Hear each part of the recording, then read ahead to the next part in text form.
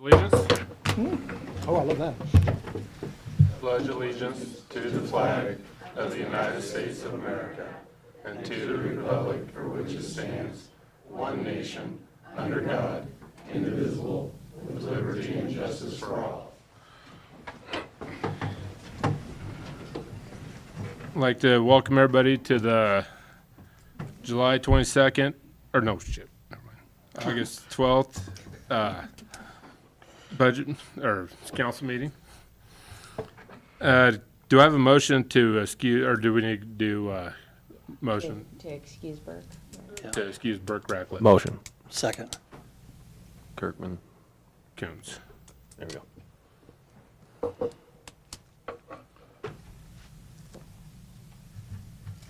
Kirkman, Yes. Coons, Yes. Mondegard, Yes. Lee. Yes. Is there any comments by the public out there?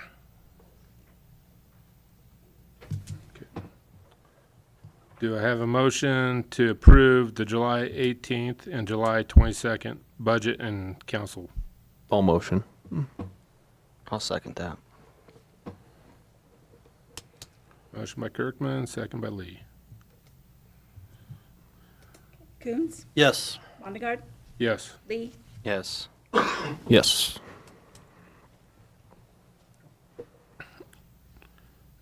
Resolution 2050801 through 2050806 and ordinance, okay. Resolution 2050801 subdivision. Do I have a motion? Do you want? Hold on a do you second. Let's Or back up Marshall? this. Sorry. That's what the overview, yeah.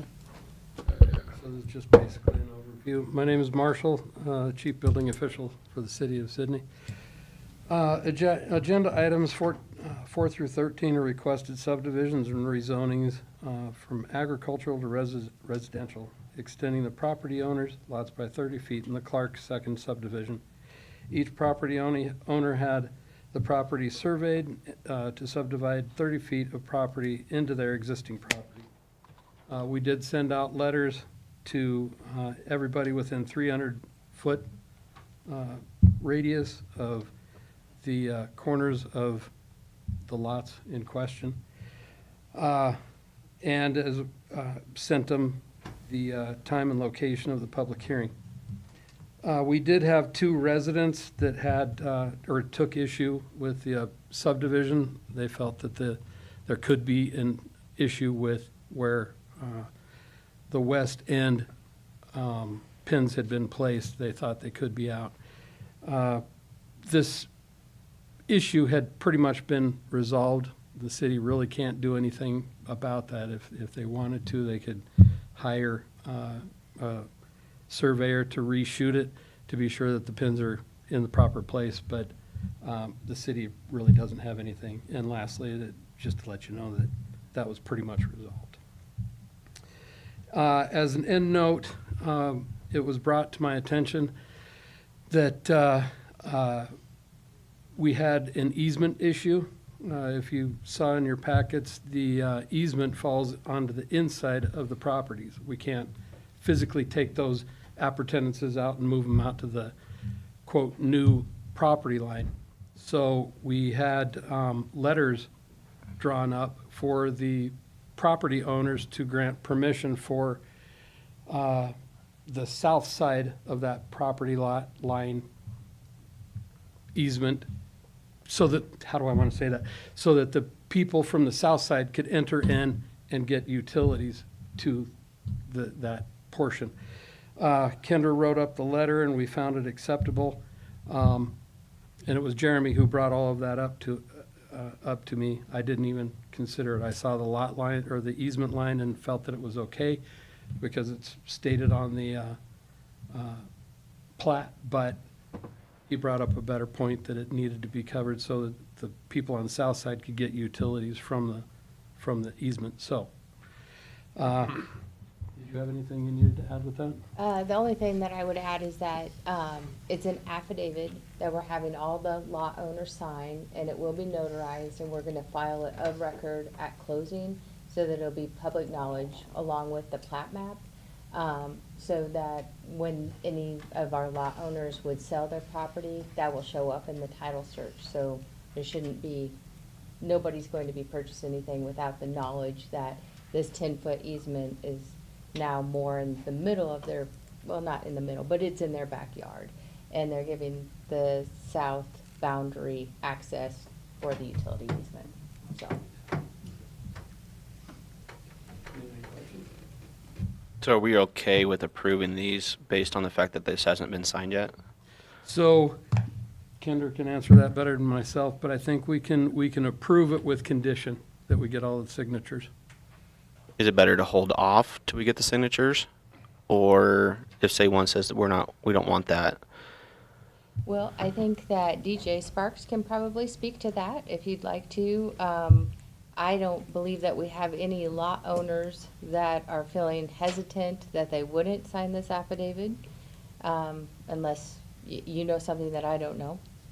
Nope, so that's my block. Everybody over there is in agreement. The landowner now is gonna sell it, and every lot owner that owns the property is. What the easement of the, technically everybody on the south side of that, whatever they do in future, they're able to get into that easement and cross their property line with said utility. Okay. That's my understanding. Everybody's in agreement and going to sign at closing. Okay.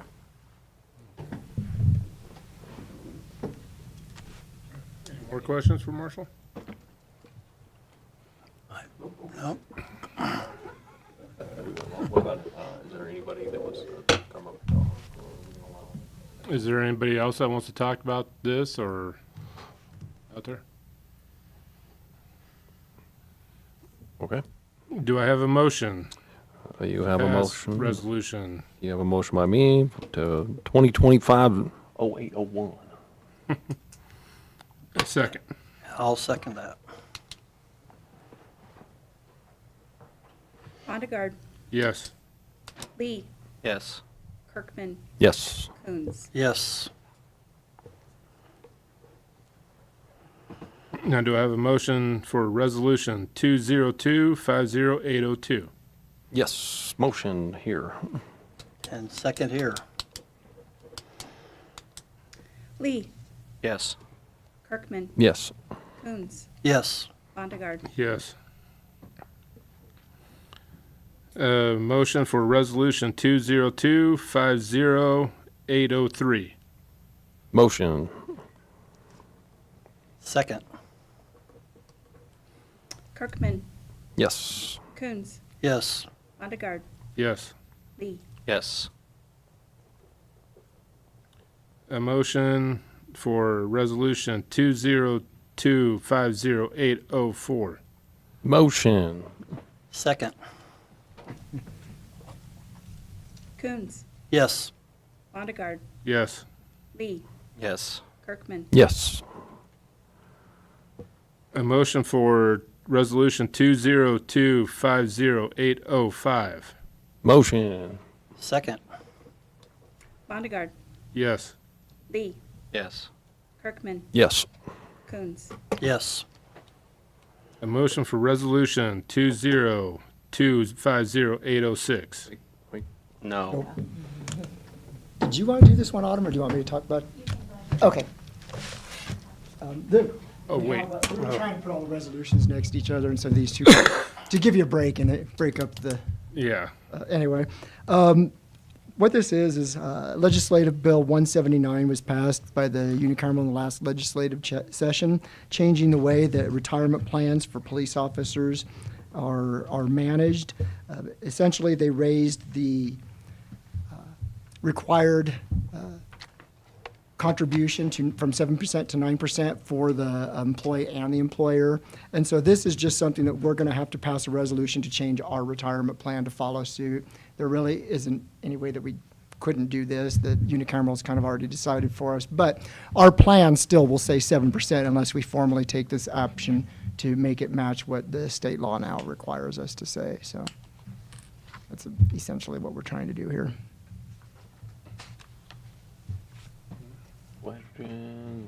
Any questions? I think it's pretty straightforward, David. Can't really argue with the state. Yeah.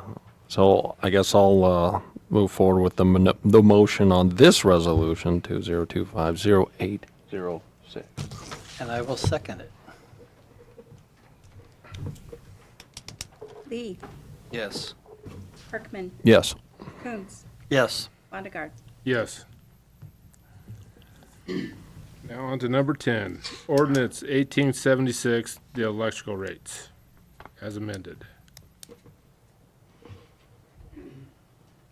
Do we have, well, first of all, this was on your agenda last time, and council had instructed us to make some adjustments, which we have included now, and we have the red line version in there for you, so you can see what it was. Changes we made to try to address your concerns. We met with electric department employees, billing department, John Kraske, assistant city manager. I'm not sure who else was in the room. Pretty much everybody was at the table when we went over and tried to come up with what we thought you were really wanting to see. And so those are the changes that we made. If there's any additional concerns or anything from the council, I know that electric department is definitely here to speak to any of those suggested rates or anything of that nature, so. But that's, we put in there so you'd be able to see what it was that you had requested us to do. I got a couple questions on this stuff. There's quite a few of them, actually. When you guys did this study, what's the growth rate up and down that the study considered? Do you want to answer that question, Tom?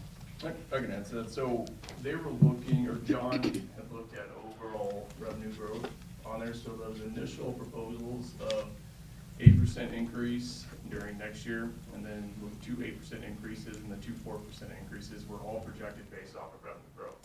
So that didn't directly correlate to the actual rate being charged per kilowatt hour or the rate being charged per customer monthly. So you can come up here so everyone can hear me. Josh Hansen, Assistant City Manager. Glad to be here. So looking at that, and that's what I thought. When we were going through the study on there, initially thought it was a flat 8% increase for the first 2 years across the actual rates themselves, and then a 4% the last 4 years as well too on there. After further discussion, I realized that it is a overall revenue rate that John had proposed on there. So when we break that down, and I'm just going to use the electrical service for residential and the winter rate on there. When we look at customer charge per month, that would actually be a 15% increase from $20 to $23 going into October of 2025. When we look at the first 600 kilowatt hours per month, that's an increase of 6.6%. When we're looking at any additional kilowatts per month beyond those 600s and that 600, then that's an additional 10% increase. So if we're looking at it as far as an overall rate increase, we're including the monthly meter charge, we're including the first 600 kilowatt hours used per month, and then any additional after that, we're looking at an overall rate increase about 10.553% altogether. So again, initially thinking about it, I think I perceived it, I think a lot of the public probably perceived it that way, is that 8% and then those 4% was directly correlated with the actual rate of the kilowatt per hour and the meter charge on there. So I wanted to try to clarify any of that up, if I was the only one that thought that way. I know Tom and I discussed it and we were on the same page as well too, along with Derek, so I wanted to just make sure I brought that to everyone's attention. Okay, so 10.35. 5.3. Yeah, okay, so I got it dyslexic, sorry. Yeah, so 10.53 per, so were those 2 years, the 8%, so we're saying that's, the 8% revenue is a 10.53% increase for those 2 years. Yeah, an overall average between the 15% rate increase for meter charge, the 6.6 for the first 600 kilowatt hours, and then the 10% for any additional kilowatt hours. So roughly 10% this year, then 10% next year, right? Yes. No, so it would actually drop down next year. It'd be altogether an average of 9.61% increase. And then looking into FY maybe 28, we'd look at 3.98, and then looking into that FY '28, 4% at that point. Okay.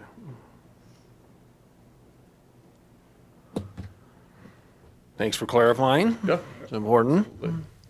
And I can provide everyone a copy of this spreadsheet as well. We went through the entire service customers on there Okay. to just get a better idea. Again, I think we need to have another conversation with John as far as identifying the formula that he utilized, seeing that he was focused on an actual revenue increase instead of just trying to recreate that on our side of things. Yeah. And yeah, that's gonna give us, bless you, a better idea of kind of what we're looking at and if we can make any adjustments, how that's going to affect us year by year. Okay. And what was the residential number again? Residential for FY '26, 10.53% That's residential. average. Okay, all right. Gotcha. But the categories change, right, for other categories? Correct, yep, and that's just for the winter rates, yep. Yep. So I mean, summer rates, we look at 10.8, winter all electric, we look at 9.61% average. Okay. Thanks for repeating for me. Yeah, Appreciate that. absolutely, you're welcome. Another one, what's the percentage of the electric department expenses or fixed costs? Example, you know what I mean by that? I would have to run the numbers. I don't, Tom, off the top of your head, would you know the percentage of that? I don't know the percentage, no. Yeah, I'd have to go back through. So I've got, we're waiting on July's bills. The only one we received so far is WAPA. I mean, I This can is tell- whether or not the meter's running. Overall, power goes out, what it costs to maintain those meters. You're But no- asking like what we pay me and WAPA? No, so our overall expenses, your labor, benefits, fixing things, keeping updates, locates, all that stuff, what does that cost per meter? Oh, per meter. On an average of what that should cost per, that's where fixed, I have no idea per meter. yeah. You can definitely look into that. Okay. Don't get some of those numbers. Yeah. It'll just take a little bit of digging. That would help justify. Sure. I mean, if we're not bringing in money, if the power goes out, we didn't know what in, say, 2 weeks it takes to get power up. We're not gonna make any revenue, how are we gonna keep things going, right?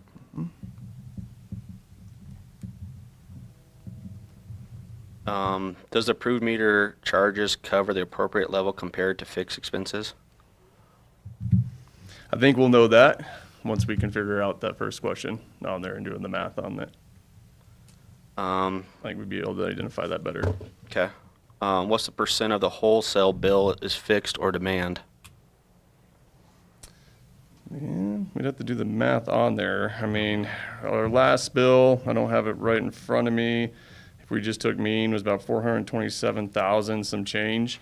Out of that, about 157,817 exactly was a fixed recovery cost on that. And so that's where they do loop in the demand billing for that, but that's also where they kind of categorize everything. Their administrative fees and everything loops into that as well too. So I'm no mathematician. I got Kagan behind me, but 427, 157.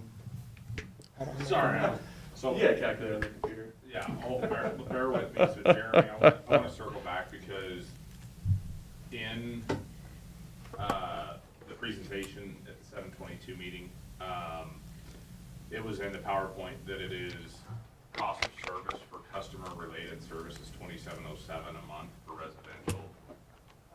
So that's what he's saying it costs the city for us to have a meter at that location. That's what it's costing right now. Yes. Okay. Oh, so that does answer that.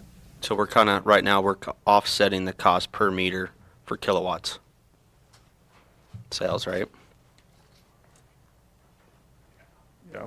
Does that include the $500,000 a year that we're using for the north side projects and conversions? I'm guessing in there, right? I mean, that No. would be a totally different project. I mean, that wouldn't, I don't think that. That would fall under count capital that ex- Capital. in Are you talking about undergrounding? Yeah. I don't know that we would necessarily tag that onto a consumer. As a capital, What? So not as a capital expense. So it would be a capital expense, but I mean, it's a capital improvement for the city via audit, but How do we pay for those then? that would have been paid for with reserves. Okay. Okay.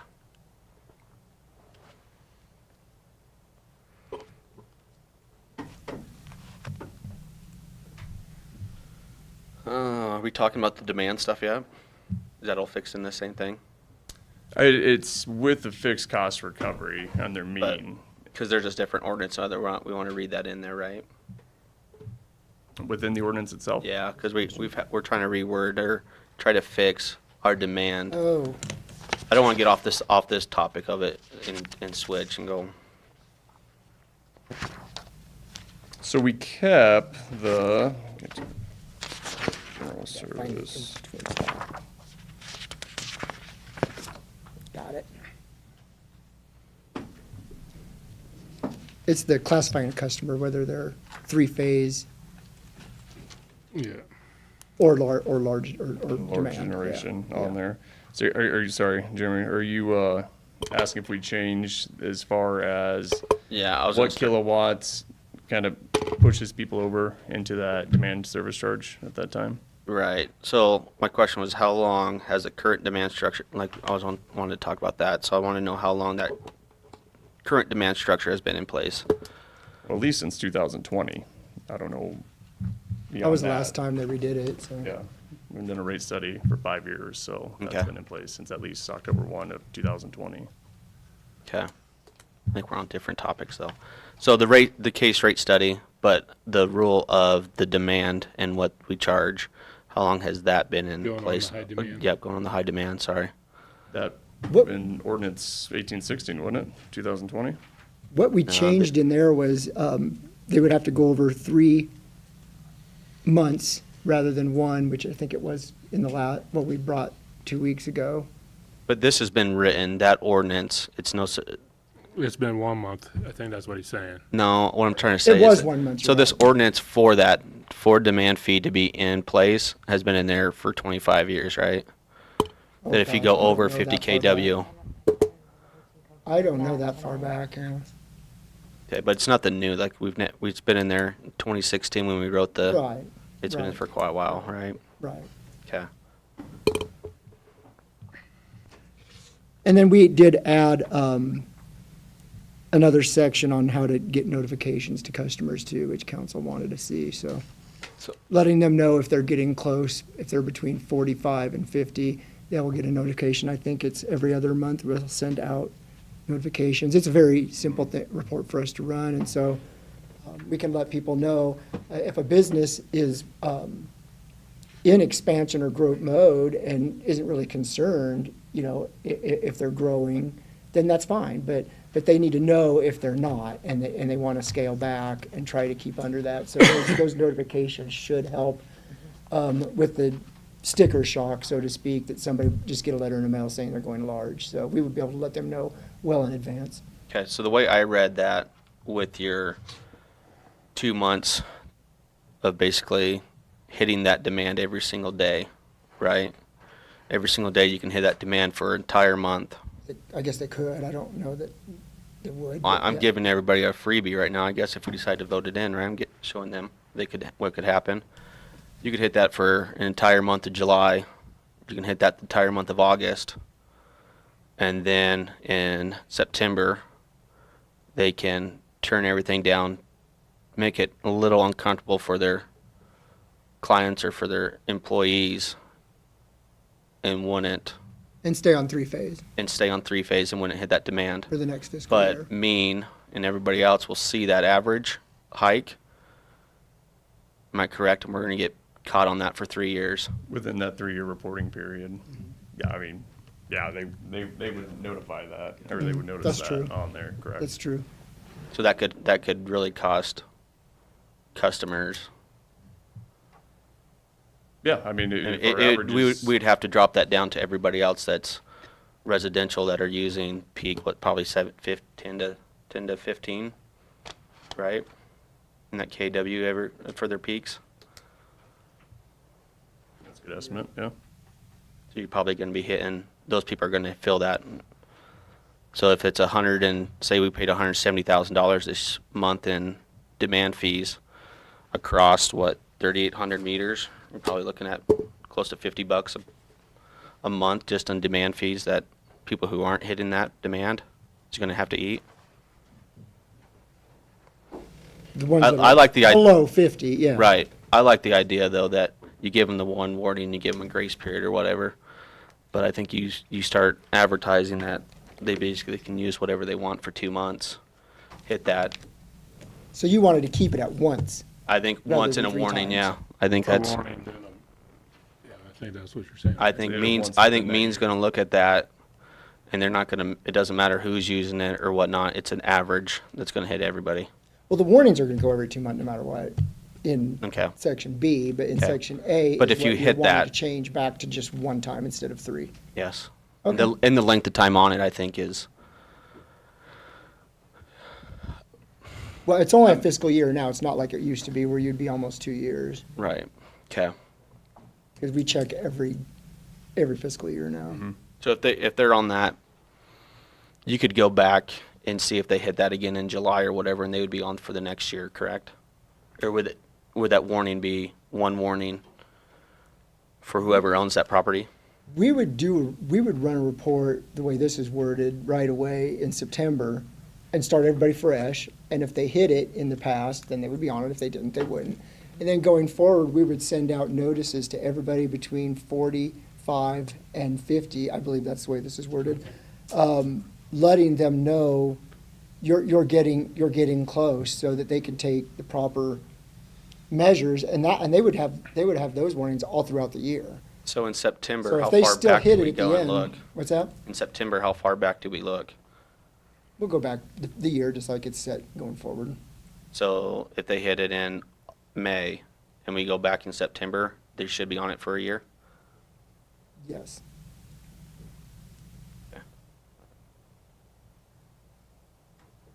I like the idea of one warning. Yeah.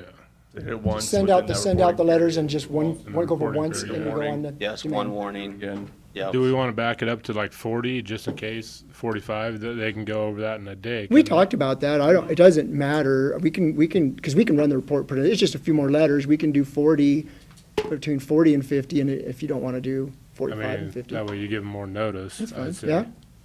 We can make it any number we want. I think we need to be, and have this electric department, if they know what's going on and we're setting things that could potentially peak that, some kind of a written notice too, like, hey, just a friendly reminder, which I think would help, right? Yep. That what you're putting in here could reach that demand. Then you hit that demand and you're like, this is your one warning. And,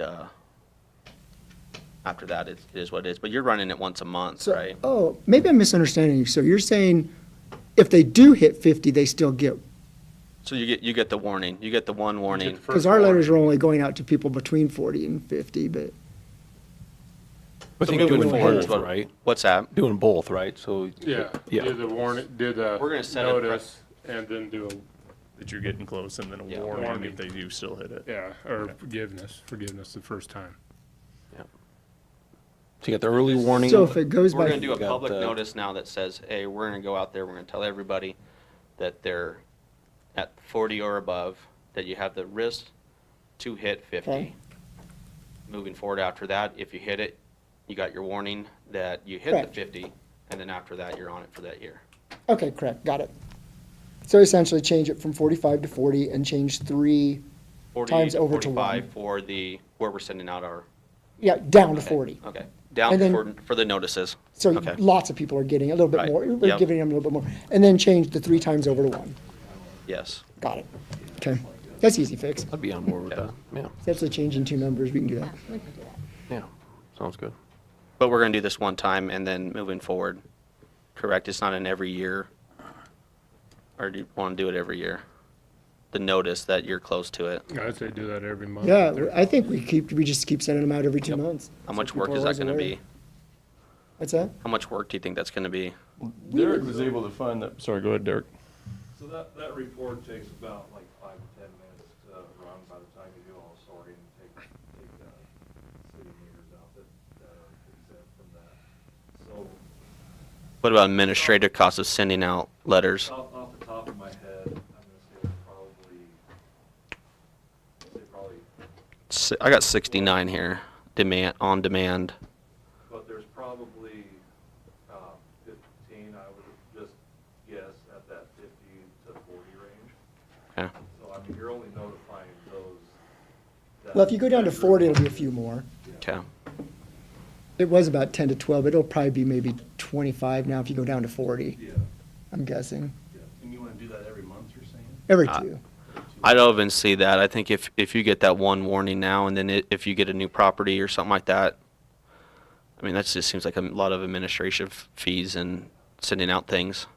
But if once you get that letter, it is what it is. I mean, you make it a certified letter to begin with. I guess the reason we landed on every other month was because we had the 3 in there. And originally we talked about quarterly, well, now you're sending a letter and it's already too late. Because they could have hit it the 3 times by the time you sent it, if you did it quarterly. That's why we decided to do every other month. But I think that was. Or what if we send it out, I mean, you're gonna hit those times usually between the months of May and August fair, right?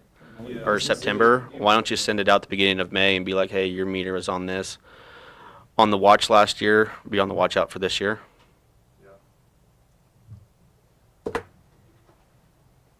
Yeah, that's easily doable.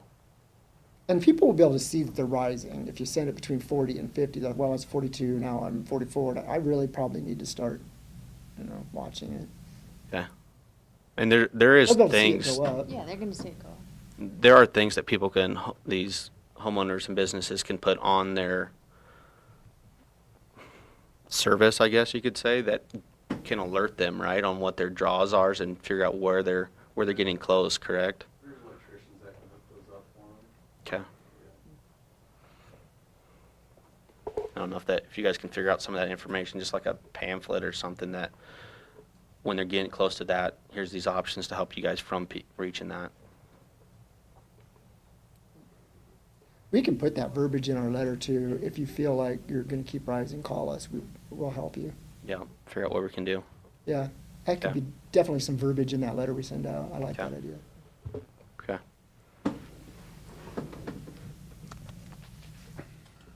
What else, Jeremy? Oh, I got some. That's it? No, we got one more, maybe. You got more? No. Okay, keep going. So, on the we were talking about getting rid of winter rates for all electric rates, making that one even and not separating those, right? Sorry, making those even instead of having separated, is what he was talking. So right now, If you're all electric, you get it cheaper, right? And we were talking, yes, we're getting rid of that. And that's still the case on there. I mean, it was a 0.51% increase based off of the rate study that we received from John for the first 600 kilowatt hours for all electric rates Okay. on there compared to 6.6 for those that are not Okay. all electric. So So on that, I could probably make my employers pretty darn happy by passing that. I think when you start keeping those things separate, you're going to draw that incentive to keep electric. You're going to equalize that between that and whatever fuel they want to use. I mean, we had the stuff in place to be used. We might as well be using it as much as we can throughout the winter too, Just right? a point of order. Is that a conflict for him to be talking about? I think we might be going into some dangerous territory there. Yeah. I won't bring that one up then. So I won't bring that in. What we want to do is we want to make sure that we keep our electric rates to where we want to keep people on them, whether it's heating at the same time, correct? So we're still using our facilities to the max that we can. Yep. And I think if we change that to where it doesn't really matter, right? Or we're not incentivizing them to use electricity during the winter, they could find other source. Yep. Agreed. Yeah. If that makes You sense. walked the tightrope. So, know if do anybody you else got, has Rob? opinion on that. I'm good. Okay.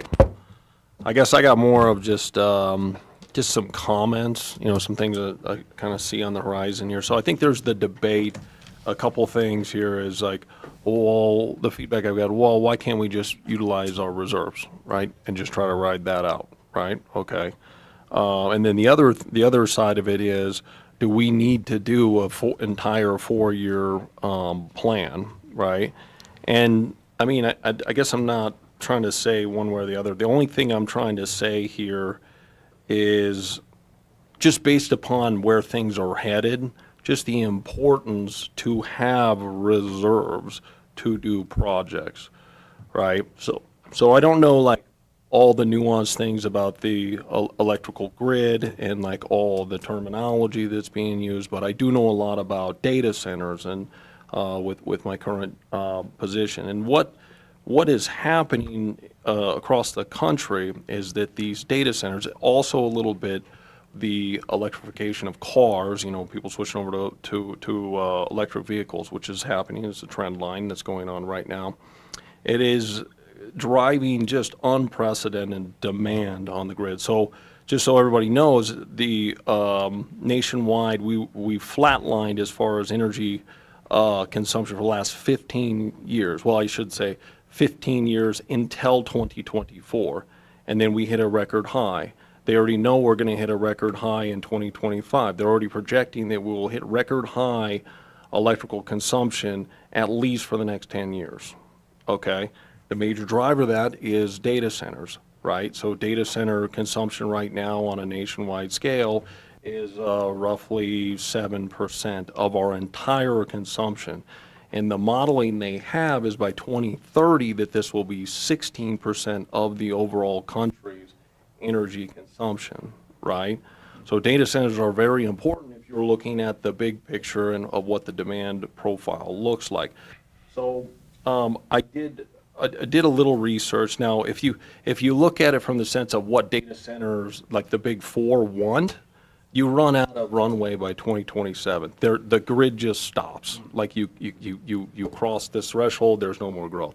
So now they're having to readjust what they're looking at. And I think generally speaking, what we can agree is that the demand is going to be really, really high. But I did look into the Southwest Power Pool, right, which Mean is on, and they're already projecting by 2029 they will only have 1.9% reserve, and then by 2030 they'll be negative 1.6%. Right? So again, they're just putting a ton of pressure on the reserves. And I don't even think they're calculating like all the potential things that can happen. But they need 18 gigawatts of new resources by 2030 just to stay above the line, right? And nationally, these upgrades, they were all targeted for 2025. They're already being pushed out to 2028. A lot of that has to do with the transformer lead times that are happening. I guess essentially what I'm saying is that I think it's a really good idea to have a good, healthy reserve so that you can launch projects to work within the bounds of either we have a good, robust backup system, right, during those peaks. We can continue to roll with having electricity for everybody. I don't know what could happen in terms of what Mean could do if they're seeing these sky-high demands. I don't know if that means they do rolling brownouts, blackouts. I don't know what that looks like, right? So yeah, I just think it's a very good idea to have those reserves. Because the other option is if all of a sudden now you're in a pinch, right, and you don't pre-plan for it, and you have a project, and you don't have reserves, you have to take on debt. Yep. Right? So we know that $4 million project, if we would take that on right now as debt, as a 10-year deal, that costs everybody in the electrical subscriber just an additional $160,000 to take that debt, right? And we have to do multiple things at one time. We have to increase the rates, and they have to pay for additional monies just going toward debt. Yes, right? absolutely. And that's what John had pitched originally with the 6% across the board as far as revenue Yeah. increases. And please remind me, Kagan, we were gonna be in a deficit if we weren't gonna be pulling from reserves or doing any sort of rate increases until, was it 2028 before we got out of the deficit? Third year. In there, 2028. So Third with year. that increase of 8% for the first 2 years and then dropping it back down to the 4%, that got us out of our deficit in 2026. 27. 27 on there. So that. And I was some of think, the Josh, you process would behind that. agree too, like basic economics, when you have a very high amount of demand, like you could expect the prices to go up for things. Now, I don't know what the contract looks like for Mean, if they have the ability to just say, nope, we have a new, you have new rates you have to look at, and here, and it is what it is. Sorry. Good. So Mean did say, the last board meeting I was at, that although they're not gonna ask for an increase every year, you can plan on a 3% increase, just plan on it, that's gonna happen. So say in 3 years, they might ask for another 9%, another rate hike on their side. So on average, they may not do it this year, but it could wait 3 or 4 years and be, say, a 9 or 10% Correct. that we're gonna hit you with. Yep. So I think the importance is just for us to come together as a community and just make these decisions. What do we want our long-term vision to look like in terms of electrical, you know? So I think these are things that we should be having conversations about. Yep, absolutely. I think most of the feedback that I got from it was they don't see an end to it over the next 4 years. We're kind of speculating, which, I mean, it's fair. I mean, if they're saying that, but I think we're not doing anybody a service by if we're just going to say, hey, we already voted on it. We'll just let it ride out. Or we can say, we want to revisit this in 2 years if the price increases. We want to fix the problem then. But we also don't want to be here and use our reserves and then we have a project or you have an outage. I think Wheat Belts, when I talked to them, was almost $5 million for their outage. And we're sitting at 7 million, 8 million in there. And it takes, I believe they're talking another 2 years, it could, before FEMA kicks in their 75%. So like you're saying, a healthy reserve just on that aspect of it, that we got to keep on maintaining also for that cost.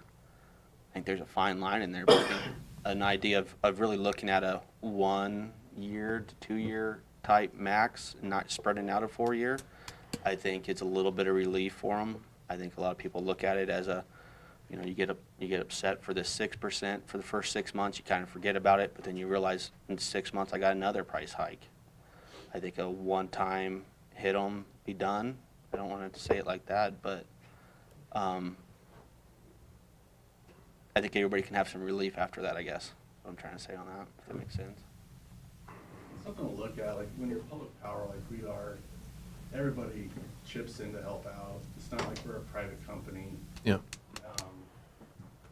So, say like somebody's out screwing around shooting insulators, I mean, that's gonna cost the whole town to help pay for that.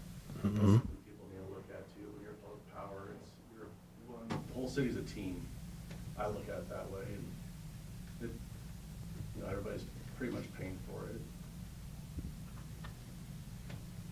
An example, like the price of materials just getting, it fluctuates up and down, and I have my salesmen, they try to find me the best price all the time, but like the substation transformer, if one blows up, we're looking at $2 million for one of those, and I mean. And a 3-year lead time on that. And yes, if you can get one. I mean, you guys know what the bucket trucks cost, we passed last year, and so it's just, yeah, everything keeps going up in price, and So do we look at the $27.50, I believe is what he said, what it costs per meter just to maintain? And then do we look at a rate increase that basically just to maintain or continue to grow our reserves? Is our reserves good enough to withstand without having to worry about it? And for how long?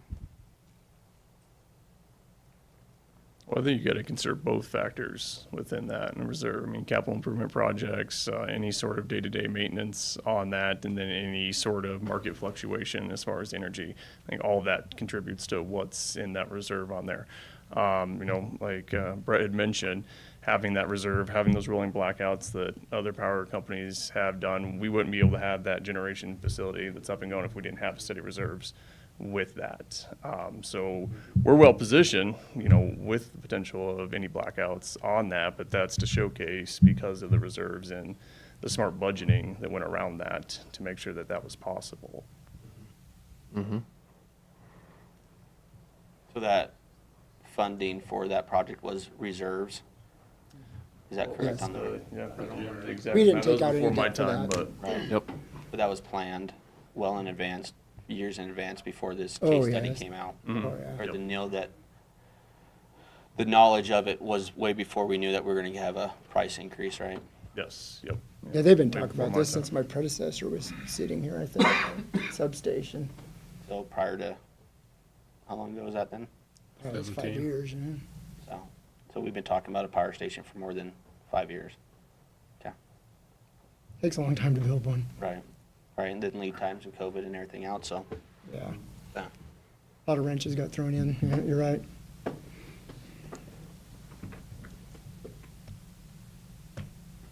We good? So what is the wishes of the council for, I think I get what you want us to make changes to between the three-phase and the high demand.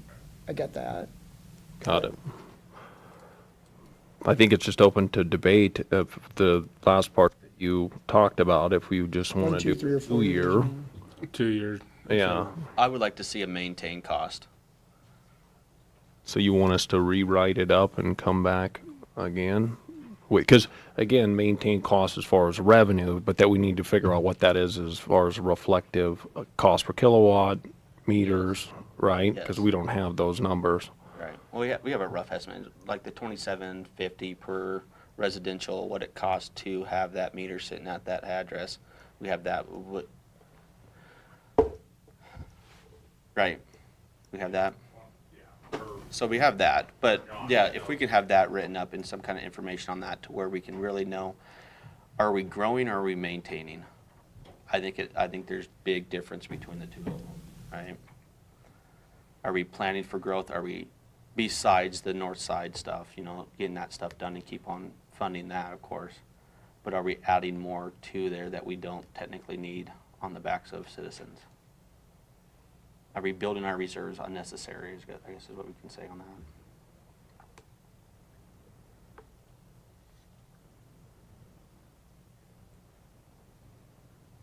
I don't Which think is so.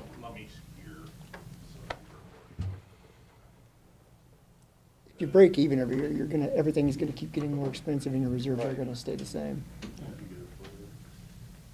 What's that? If you break even every year, everything's gonna get more expensive, but your reserves are gonna stay the same or go down. Right. So, in the findings of this rate study, what we're basically looking at in 2026 with an 8% revenue increase, it would put us at a deficit on a cash basis. So this doesn't include any depreciation to anything or anything like that. That's nothing new. That's basically stipulating like the bucket trucks we have in place right now. There's no additional capital improvement or capital equipment that would come future, right? So in 26, we'd be looking at a negative net income cash basis of $517,904 for 26. 27, you'd be $83,660 positive. 28, you're $110,297 positive. 29 at $135,941 positive, and then 2030 at 157,257 positive. And that's just with these increases, right? Or That would be if we followed All four of them. all the whole plan. Yep. It sounds like a maintainer plan to me, right? If you say over 5 years, right? Just keeps where And I we mean, are. that's, figuring today's inflation and those Yep. types of things, Yep. I mean, there's nothing to say that not that it would happen, but another situation like COVID where we have a massive increase Mm-hmm. to our inflation, would definitely obviously change these numbers. Now, same thing could happen the other direction, if we see that supply sitting there and not as much demand, you should see those costs come down, right? Like, that's just simple economics, but we can't foreshadow that, right? Like, I mean, because there's a lot of variables there, even at a higher level of, import, export. I mean, I the think Brett's retail right, market demand's changes not so gonna go frequently. down. Yeah. I think Brett's No, right about that. no, the demand will not go down based off, I mean, because I've read the same reports that I you did have too, yeah. with data centers expanding, electric, cars expanding, stuff like that. The usage of electricity is gonna. Well, and there's also the trying to get reindustrialized as a country, trying to bring those manufacturing places back in. That's also factored into these reports as well. Like, that's an additional demand element. And then it's just the temperature outside, right? I mean, say what you want, if you just look at the numbers, like, it's hot, right? And we're having a lot of spikes out there, right? In temperature. So, yeah. Yeah, I don't want to necessarily just charge No. to build reserves. No. That's not the goal. That's right. I think mean, looking at it at a year-to-year basis instead of just planning for a 4-year, I think is better for the citizens than just planning out 4 years. What do you think, Rob? Kind of agree with Jeremy on, Just year to you know, year. a year to year or even 2 years and then reevaluate and just see where we're at. Well, they said we would be at break even after the 2, so. Yeah, I mean, we could definitely reevaluate at the 2-year mark, and revisit it and see where it's at, and then make a determination at that point. I tend to agree. The third and the fourth year are so far removed from what it's going to be. Who knows, right? Yeah, we. Yeah. Like, we kind of know a year, maybe 2, but if you get 3 and 4, you don't know what's going to happen then. So would citizens be more happy with put everything for 2 years into 1 year and roll the dice, I guess? Or are people going to want to see a 2-year increase and plan on it for the next 2 years? I mean, if it's me personally, I want to see it just a little bit this year. I would too. Yeah, I was gonna say, my Yeah. personal opinion Yeah. would be 2. I mean, I don't know if anybody wants to speak to that, but that's my personal choice. Yeah. So.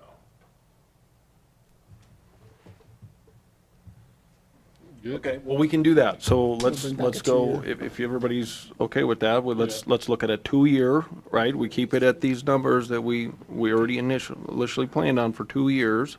We'll make the adjustments on the 3-phase, right? And everything with that. Does that work? I wouldn't mind seeing a 1-year plan too as well. That's, So you want I would, 2 ordinances, or 2 proposals. Is that, And say, I don't know how you do that. Because once you pass one, the other one would be yeah, a Yeah. we removed can one. have both of them on. I don't yeah, think. to look at? Okay. Should we go 1 year and look at it? I don't know if we We're, can do 2. we're, Because if you do 2 2, you're years, going to we're have out to. of debt, or we're break even. That's what Yeah. they say, Yeah. If we don't do anything. if you don't do anything. And so I say let's look at 1 year and see what we can, look at a 1-year plan and see what that looks like according to his scale. And then, I mean, You need to vote. we're gonna be fielding phone calls again, right? In a year, which is what we're here to do. Should we vote on this? Do you feel like we need to make a motion and do a vote on this? Yeah. The debate between the 1 year and the 2 year? Go for it, Jamie. You can make a motion. I motion to look at a 1-year versus a 2-year. Is that what we're- Do we have a second?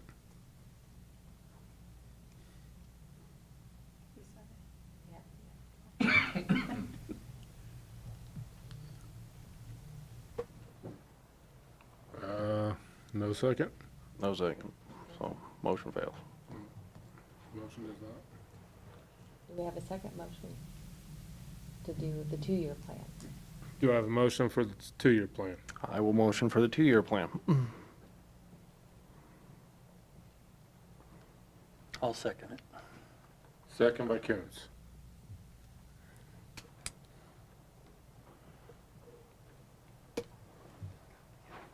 Kirkman, Yes. Coons, Yes. Bondegaard, Yes. Lee. Motion passes. So we'll write it up for a 2-year plan. And bring it back to you with all those other changes too. Yes. There you go. So, do we need to designate, I guess, ordinance 1876 since we're changing it, or? No, I think we'll bring it back next meeting, correct, with your revisions? Right, I think Yeah. so. I don't think they designated last time, did they? We did not. Okay. You just didn't do a third reading, which you won't do Yeah. this time either. Or Yeah. you won't waive anything, yeah. So we go to number 11, or do we got to? Nope, you can move on to number 11. Okay. Public hearing, ordinance 1877 rezoning for 613. So again, Marshall Hall, building official for the city of Sydney.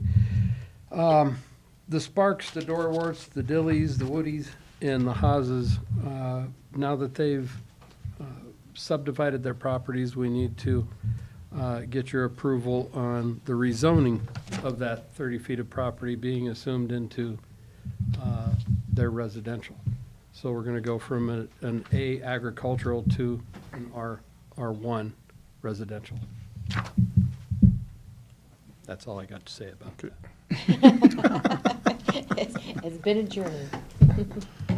Any questions? Nope. A motion to designate ordinance 1877. Motion to designate. We have I'll to go second into that. our public hearing. Oh, You have to public get an hearing. hour on each Yeah, one. Yeah. Oh, public hearing at 6:27. Okay. Now can we do it? And then I believe that we have to do a reading here. Motion to designate, and then the clerk reads the title. Okay, we did the motion. Yep. to designate. Yeah, do we So motion to designate, designate right here. Kirkman? Coons? Okay, so who made the motion to designate? Oh. Kirkman did. And then Coons. Clerk read the title. Okay. An ordinance providing for the rezoning of a parcel of land legally described as lots 2A through 7A, a replat of lots 2 through 7, Block 2, Clark Second Subdivision, in addition to the city of Sydney, Nebraska, and unplatted land situated in the southeast quarter, Section 6, Township 13 North, Range 49 West of the 6 PM, Cheyenne County, Nebraska, as shown on the attached plat from A agricultural to R1 residential single dwelling, amending the city zoning code and zoning map of the city of Sydney, Nebraska, adopted by ordinance number 1049 of the city of Sydney, Nebraska, which is not codified as Title VI of Part 12 of the codified ordinances of the city of Sydney, Nebraska, to so provide, and repealing all ordinances or parts of ordinances in direct conflict herewith. A motion to waive the 3 readings. I'll motion to waive the 3 readings. I'll second that. A motion to pass, oh, sorry, I gotta do the vote. Okay. Coons, Yes. Bondegaard, Yes. Lee, Yes. Kirkman. Yes. A motion to pass ordinance 1877. Motion to pass ordinance 1877. I'll second that motion. Bondegaard, Yes. Lee, Yes. Kirkman, Yes. Coons. Yes. Clerk, read the number. Ordinance number 1877. A motion to publish ordinance 1877. Motion to publish. Second. Lee, Yes. Kirkman. Yes. Coons, Yes. Bondegaard. Yes. Timeout 6:29.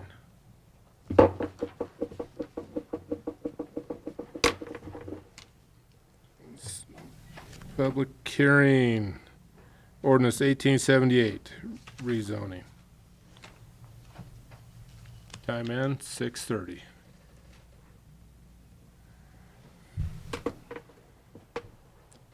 A motion to designate ordinance 1878. Oh, hold on, I think we got to go time in, time out again, right? He did. He did. He did time in. Okay, oh, sorry. You got it. Well, then I will motion to designate ordinance 1878.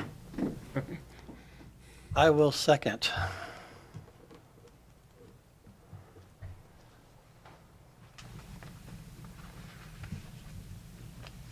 Kirkman. Yes. Coons. Yes. Bondegard. Yes. Lee. Yes. Clerk, read title. An ordinance providing for the rezoning of a parcel of land legally described as lots 2A through 7A, a replat of lots 2 through 7, Block 2, Clark Second Subdivision, in addition to the city of Sidney, Nebraska, and unplatted land situated in the southeast quarter, Section 6, Township 13 North, Range 49 West of the 6 PM, Cheyenne County, Nebraska, as shown on the attached plat from A agricultural to R1 residential single dwelling, amending the city zoning code and zoning map of the city of Sidney, Nebraska, adopted by ordinance number 1049 of the city of Sidney, Nebraska, which is not codified as Title VI of Part 12 of the codified ordinances of the city of Sidney, Nebraska, to so provide, and repealing all ordinances or parts of ordinances in direct conflict herewith. Is there a motion to waive the 3 readings? I will motion to waive the 3 readings. I'll second that.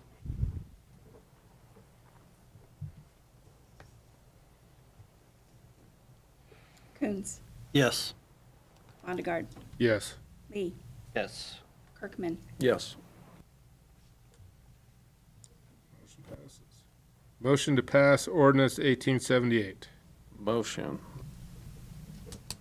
Second.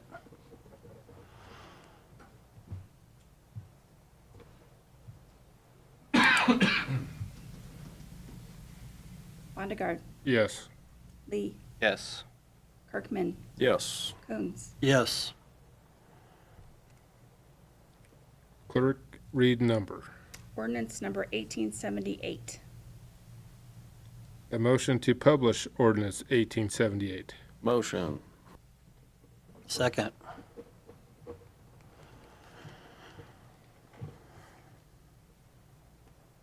Lee.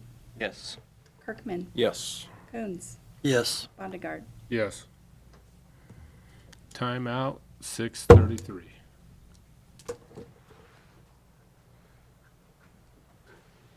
Time in 6:33 for ordinance 1879.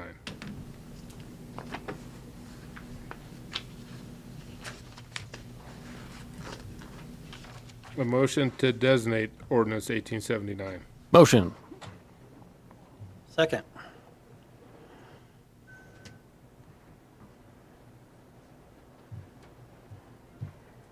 An ordinance, no, Oh, wait, we roll got- call. Kirkman. Yes. Coons. Yes. Bondegard. Yes. Lee. Yes. Clerk, will you read the title? An ordinance providing for the rezoning of a parcel of land legally described as lots 2A through 7A, a replat of lots 2 through 7, Block 2, Clark Second Subdivision, in addition to the city of Sidney, Nebraska, and unplatted land situated in the southeast quarter, Section 6, Township 13 North, Range 49 West of the 6 PM, Cheyenne County, Nebraska, as shown on the attached plat from A agricultural to R1 residential single dwelling, amending the city zoning code and zoning map of the city of Sidney, Nebraska, adopted by ordinance number 1049 of the city of Sidney, Nebraska, which is not codified as Title VI of Part 12 of the codified ordinances of the city of Sidney, Nebraska, to so provide, and repealing all ordinances or parts of ordinances in direct conflict herewith. A motion to waive the 3 readings. Motion. Second.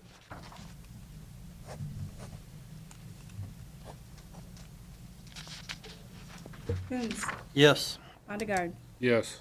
Lee, Yes. Kirkman. Yes. A motion to pass ordinance 1879. Motion. Second. Mondegard, Yes. Lee, Yes. Kirkman, Yes. Coons. Yes. Clerk, can you read the number? Ordinance number 1879. A motion to publish 1879. Motion. Second. Oh.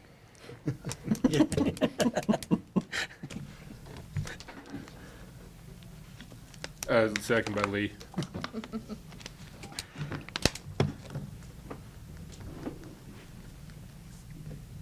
Lee, Yes. Kirkman, Yes. Coons, Yes. Mondegard. Yes. Timeout, 6:36. Ordinance 1880. Time in, 6:36.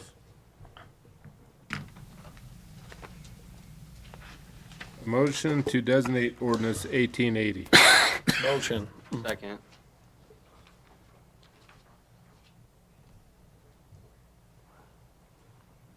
Motion by Kirkman, second by Lee.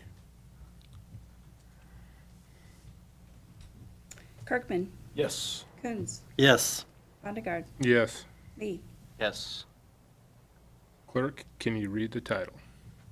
An ordinance providing for the rezoning of a parcel of land illegally described as lots 2A through 7A, a replat of lots 2 through 7, Block 2, Clark Second Subdivision, in addition to the city of Sidney, Nebraska, and unplatted land situated in the southeast quarter, section 6, Township 13 North, Range 49 west of the 6 PM, Cheyenne County, Nebraska, as shown on the attached plat from A agricultural to R1 residential single dwelling.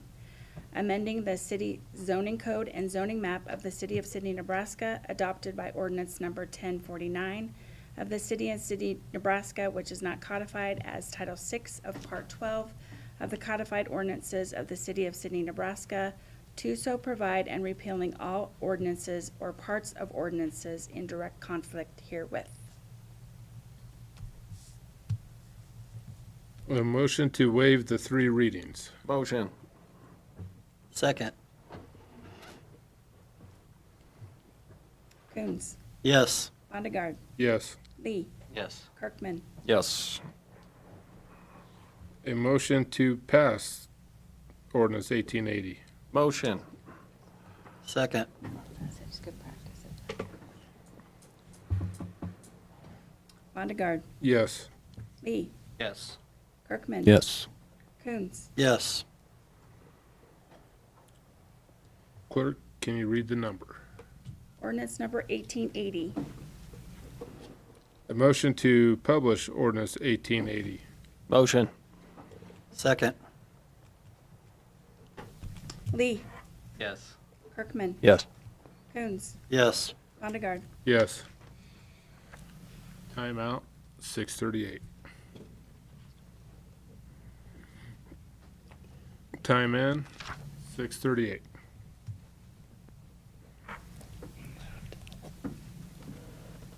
A motion to designate ordinance 1881. Motion. Second. Kirkman, Yes. Coons, Yes. Mondegard, Yes. Lee. Yes. Clerk, can you read the title?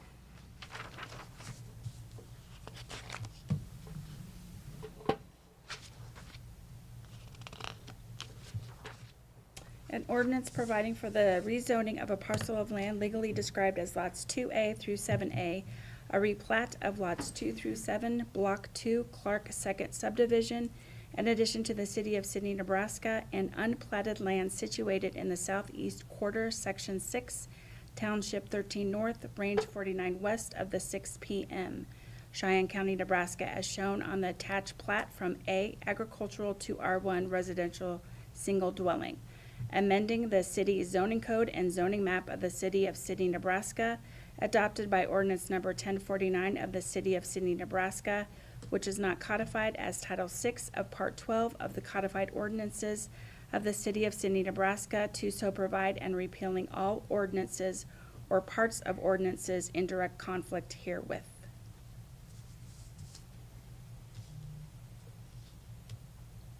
A motion to waive the 3 readings. Motion. Second. Coons, Yes. Vondergaard, Yes. Lee, Yes. Kirkman, Yes. A motion to pass 1881. Motion.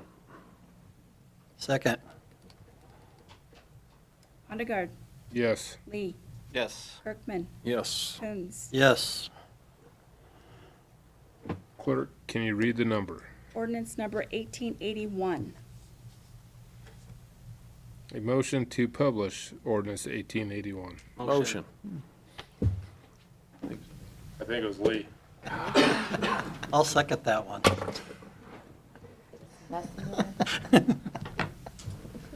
And second by Coons. Lee, Yes. Kirkman, Yes. Coons, Yes. Vondergaard. Yes. Timeout, 6:41. Took us less than 10 minutes. Be awake still. Now on to the Historic Preservation Board, Vicky Lowry.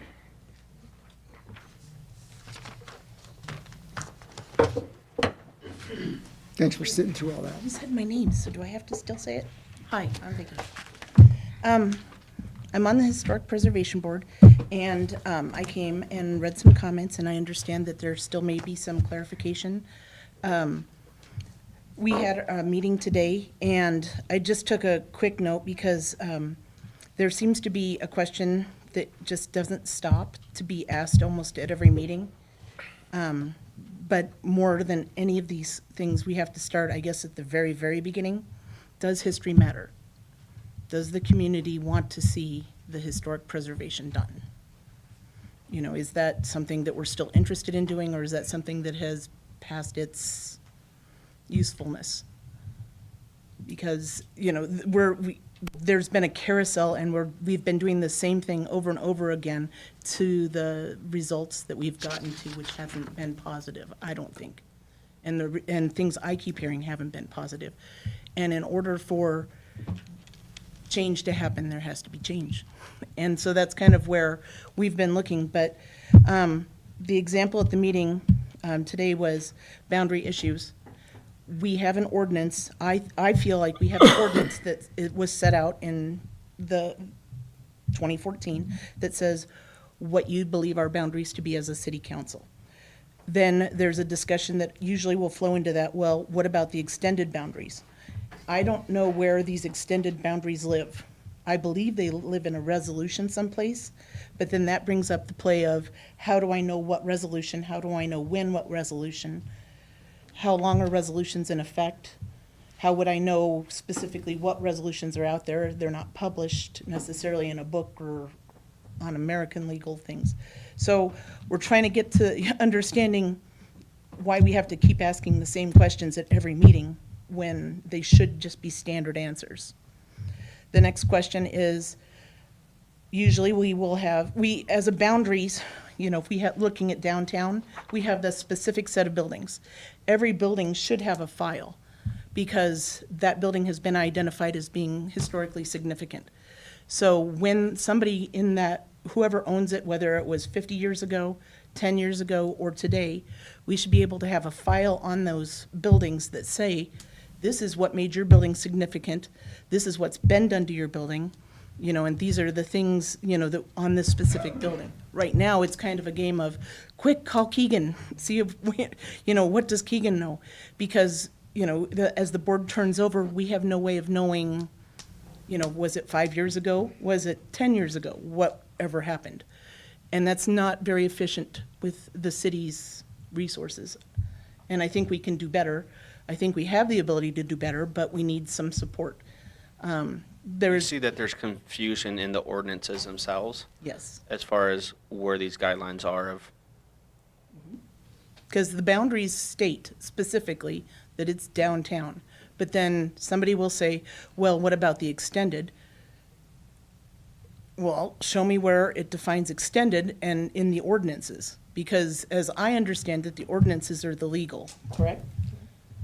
So if that's legal, then where does the hearsay part come from? You know, is it a resolution? Was it a resolution? Is the resolution still in effect? How do I know? How do I find out?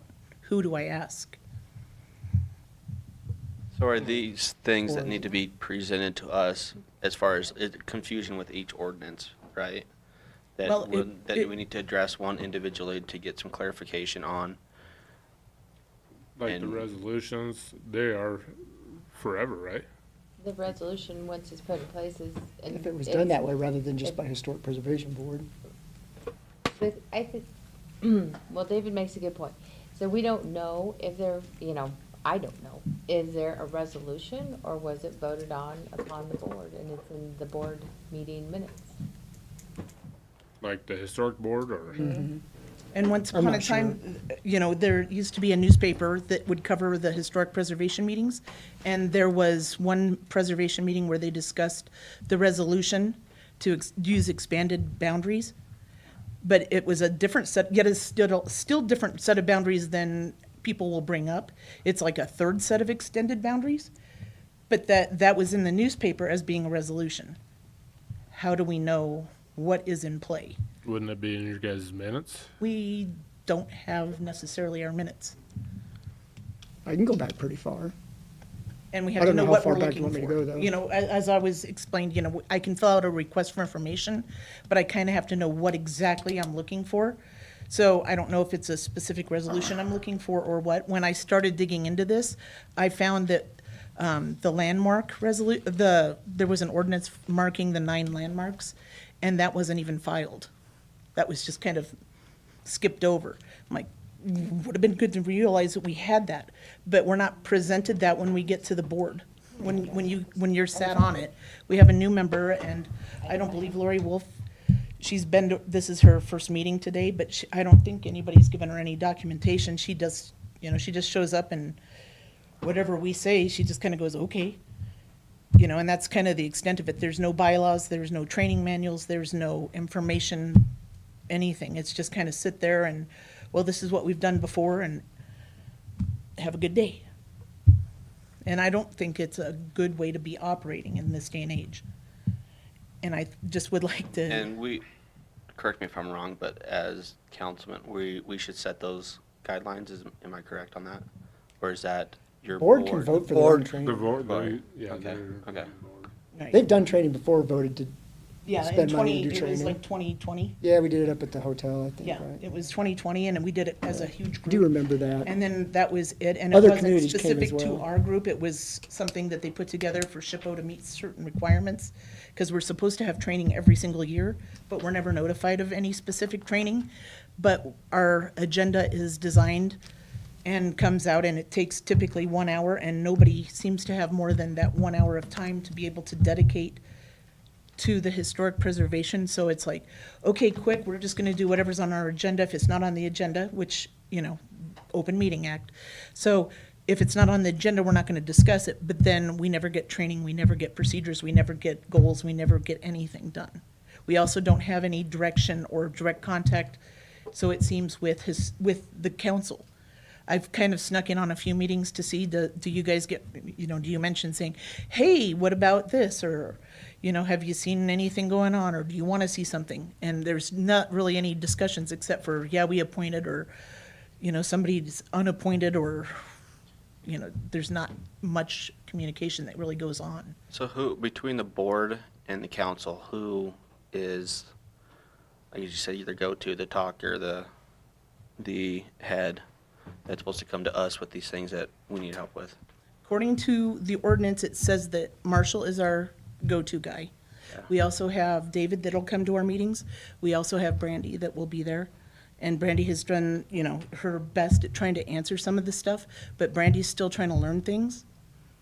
And so, you know, it's kind of, you know, and she's trying to balance a lot of balls. And, you know, we're kind of a problem child, I guess, in the situation. Okay. Because we really don't have a specific set person or anything set. We're just kind of a fluid, kind of keep moving, nothing to see here. But we should be better because that's creating a bad situation for our historic significant properties. Right. You know, and even to that point, you know, we had conversations, and Marshall's been super about going out when we request him to look at some of the properties, but is it, you know, is that supposed to be the thing that we do for the city, is go out and inspect these historic landmarks and say, hey, by the way, you've got loose mortar? You know, or is that something that the city should be doing for city buildings, or is that a, you know, I don't know where the responsibilities lie as far as, you know, are we liable to do that?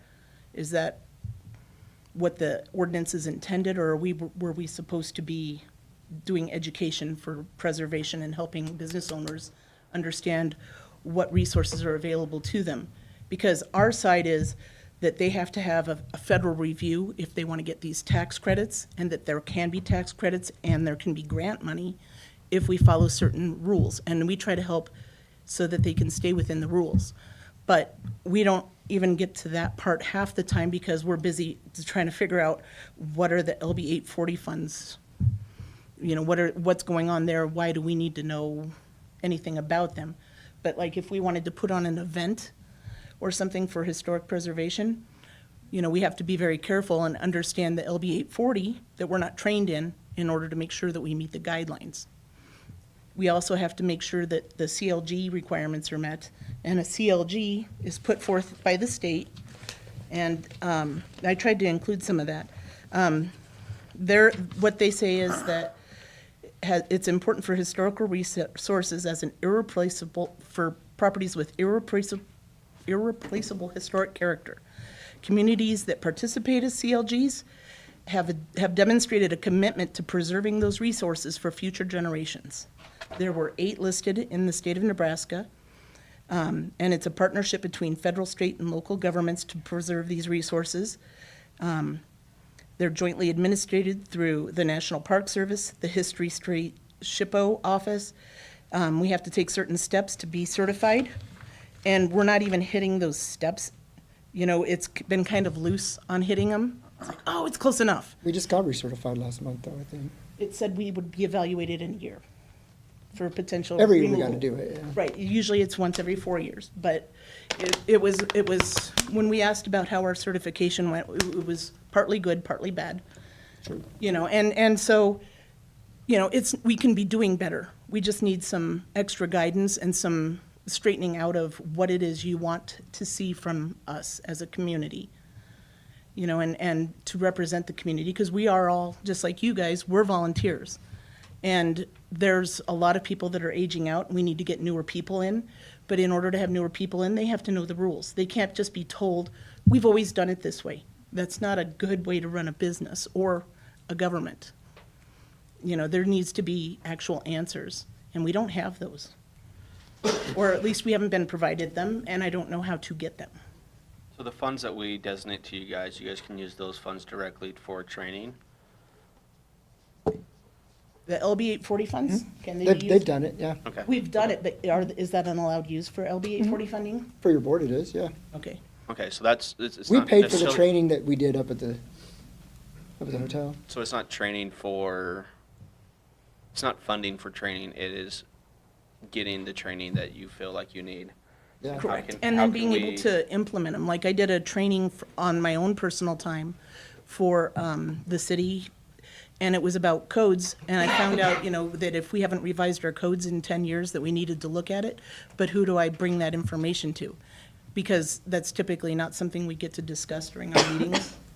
And, you know, so then it's like, well, you know, maybe we need to revise it and have somebody try to work with us. But we have usually other business that we need to do with the COAs, and by the time we're done with just the nature of the COAs and some other things, we're done with our hour. So we need to figure out how we can get some training for them then, right? Is that, But like, they can vote to do that themselves, like we. okay, but they need We help. don't know where the training is, how the training is, I who's thought gonna you pay. did, don't you get those emails from, No, I thought you did get them from Becky. I joined the national one. I don't get Oh, anything you don't get the from, Nebraska one, okay, No. okay. we don't, because get I that. could I be can- here I can today, but forward. I may not be the person tomorrow, I can forward those to you. so, We can get that for you. okay. Yep. So, Easy peasy. we've had some people say that they would love to see things look more like Fort Collins. Fort Collins has a dedicated team, and granted, we're not, and, we need 4,000 people if we want to have the same kind of tax basis that Scotts Bluff has. So we're not going to be even competing with Scotts Bluff at this point until we find 4,000 more people. But, even knowing that we had the ability to contact somebody, the bulb outs, the chipped curbs, the, lack of public parking signs downtown, at the bike shop, they're always kind of, questioning, hey, can we park back there to go over to Dudes? It's like, that's public, that's city parking. But there has never been anything identifying it as such. And downtown could benefit from something, where do you park trailers? Where do you put any of that stuff? Does that fall in the historics part of it, though? Or is that more of a, It could be I mean, anything. it's a start now, right? It could be, I don't know. To try and drive traffic, we wanted to do events and things, but it's hard we have a walking tour, but usually with that walking tour, you want them to go in, a lot of the businesses are services, so then, they don't feel comfortable walking into Huck saying, hey, can I use the restroom?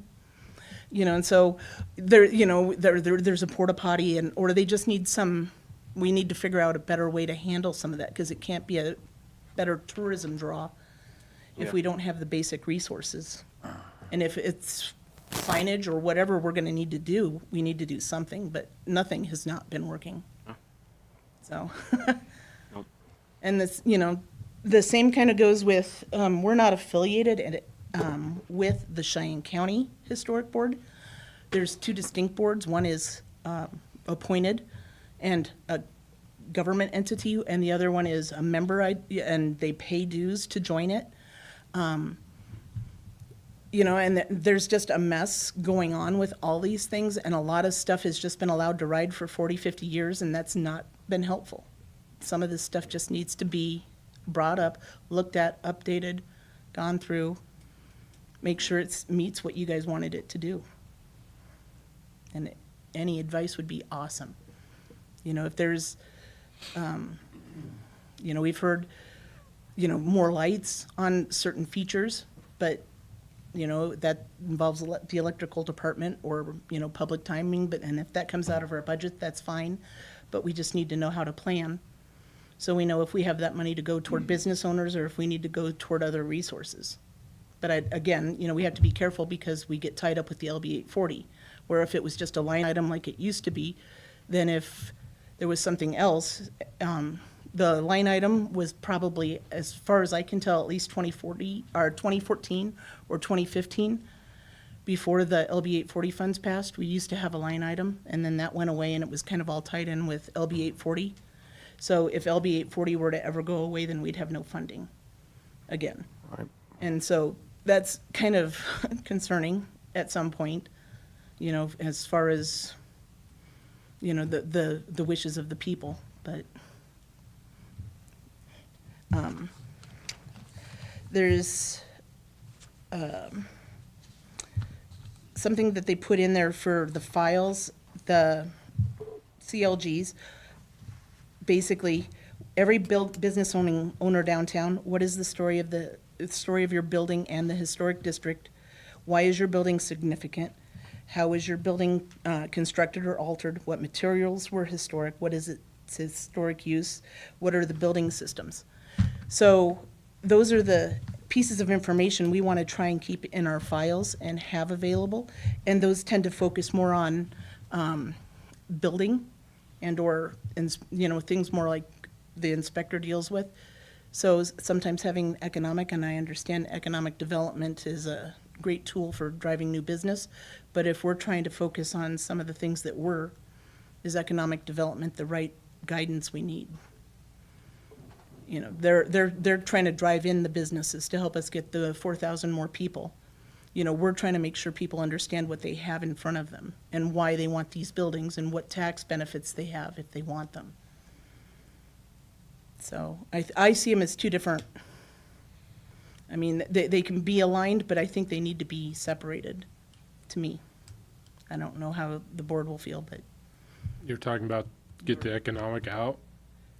I don't see where having economic has helped us in the last decade or so, that economic's been there. They have been great with all the support. We've had 5 or 6 different economic people. They help with your grants and stuff like They that, help with the grant correct? writing and things. So using them as a resource. Right. Just like Marshall would be a great resource for when people start looking at these buildings and what Right. potentially they may need would be awesome, right? As well as the realtors, and that was what we were hoping to also get on, is getting the realtors involved, so that the realtors can start promoting the fact that there's the three tiers for the tax. You have the 20% Nebraska Historic Tax Credit, the Value Incentive Program, and the 20% Historic Rehabilitation Tax Credit. But the federal government and the state have rules to those, and that's what we were tasked with, is to make sure that, you know, you do things by these codes so that you can be sure you get these. Without doing them, you don't, you know, if you miss some of these steps, then you don't get the tax credits. And some different people have different business plans, and it doesn't matter to them. Some it's very valuable. Right. But we got to get that information out there to the right people, so that when they're buying these buildings and they're trying to decide what to do with them, they can make some great choices for the town. What's your economic, when she visits all those new places in town, she can give those information out there. But you guys, as a board, can also. We can. But the board has to know all together. Right. And right now, we can't even agree that, you know, where the extended district is, or if rental assistance is our bucket of tea.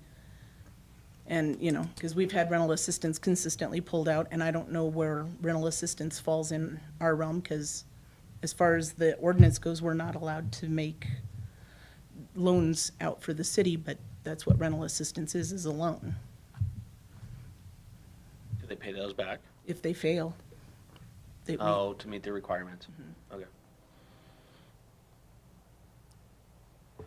Where does your board, I don't know if you've had a big turnover on it, but where do you guys want to go with this? I mean, because it sounds to me we need almost a complete reset. Almost, yeah. That's what it I mean- seems like to me, because there is so much misinformation out in the world. And it's like, okay, you know, this, you know, if you follow what's been written down, it's pretty cut and dry, but that's not what's being applied. And I don't know how to get through what's being applied versus what's written in the books. And so if everybody were to start straight over, they're not given the handbook that says, this is our Bible from this, you know, the state touts it on the state website, that Sydney has a preservation plan and it's up there. But none of the, you know, we are available to download it if we want, but it's probably 200 pages. But we don't have copies of them here in the building for us to have or look at or any of that. Vicki, can I ask you a question? Sure. So, one thing that, I think, so the ordinance says that the city inspector is to be the chairman of the Historical Preservation Board. But you're currently the chairperson of the Historical It says Preservation. director under. You're the director. No, it says that the city inspector should be the director, Should be the director. But you're the chairperson. chairperson. So do you write the agendas? No, Because that falls under the director's role? the economic person has been doing the agendas. Okay. And the economic person has been doing the minutes. I think we need to have, if it's LB 840, which would be taxpayer money, sales tax money, I think we can't have minutes and ordinances that are somewhere else and not here. They have to be here in the building? I would think we would need to have records of that if it's taxpayer money. That's why we've always done it that way, I assume. I guess my point was, and the question, is that the city inspector's job is pretty large in general, as it is, right? And everything that Vicki has just read off for the Historical Preservation Board is a really big job. Yeah. So that's a lot of responsibility falling on one person. Be it, and even for an economic person, as they're, for a new person, even for a board, it's huge. And that's where if we had a budget item, maybe we could have a staff, something that could be doing some of that. Even if it's already an existing staff person, we could still at least compensate the city, for the time of that employee or whatever's going on. But right now, I don't know that we can pay the city out of LB 840 funds to take care of our files. But that's just an option going forward. It's just, what's been happening isn't necessarily the best or most useful thing for our board.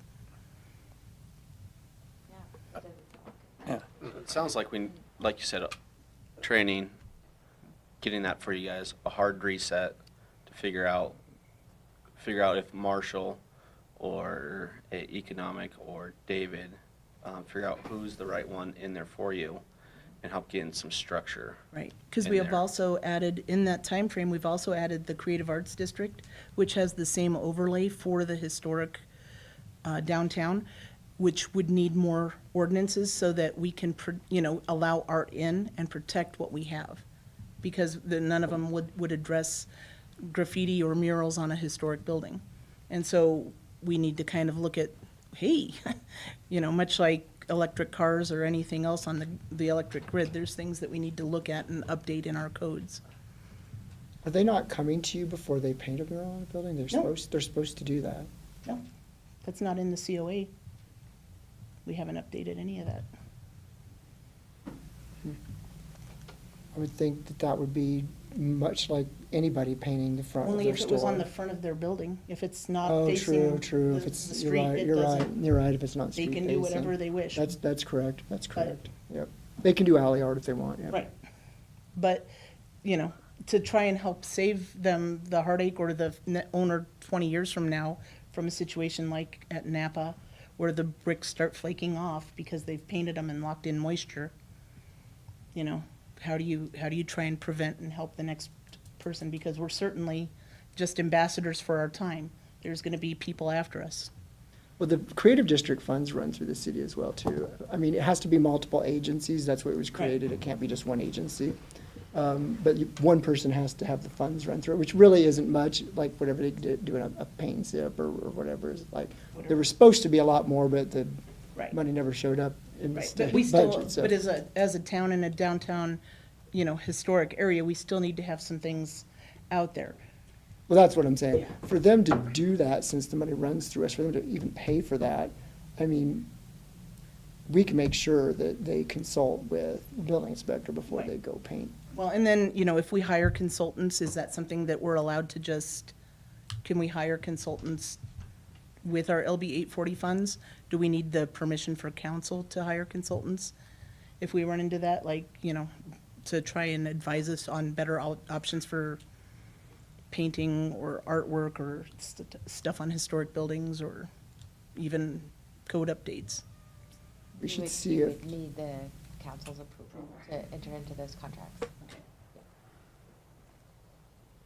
But that's not addressed necessarily in the. well, they could get training on it codes. though, and I bet SHPO would probably offer something on alley art and how it works with store. I bet they probably do.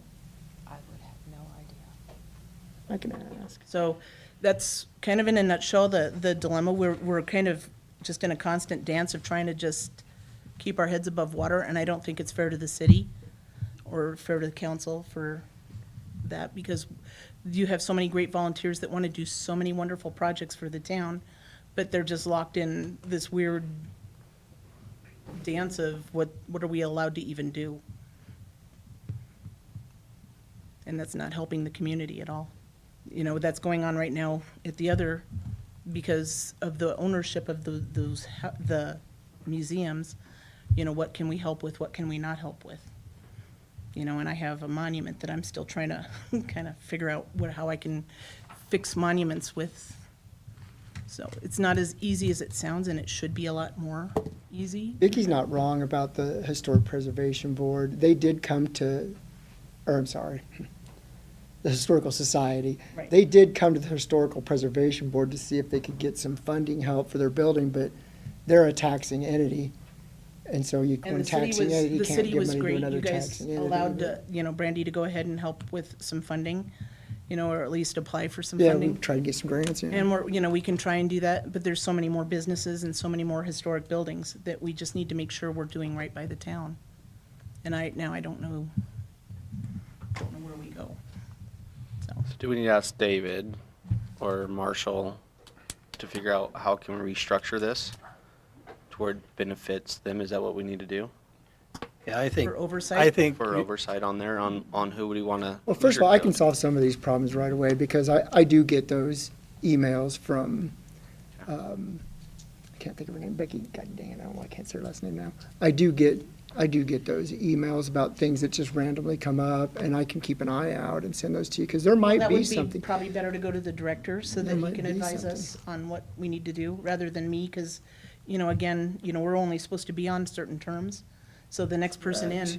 in, if it's put under my name, then, that. No, that's fine, I Yeah. get that. I mean, we'll make sure, I can Yeah. have anybody on that list. Brandy and I both get it, and I could add everybody if I want. I could add 5 Okay. people to that list if I wanted don't want to be selfish. But I mean, I know that I could be, It's not hard to get that information to you. there's a bus every day, so. Because that was how I found out about that training that we did in 2020, was sent to me. And that was kind of you're right, it was more of a regional thing. They wanted to bring people from all over, and they brought people from Colorado too, I believe. But I mean, But, that I was how don't we think, found out about that I as think there well. was only one person besides myself that's currently on the board that went to that.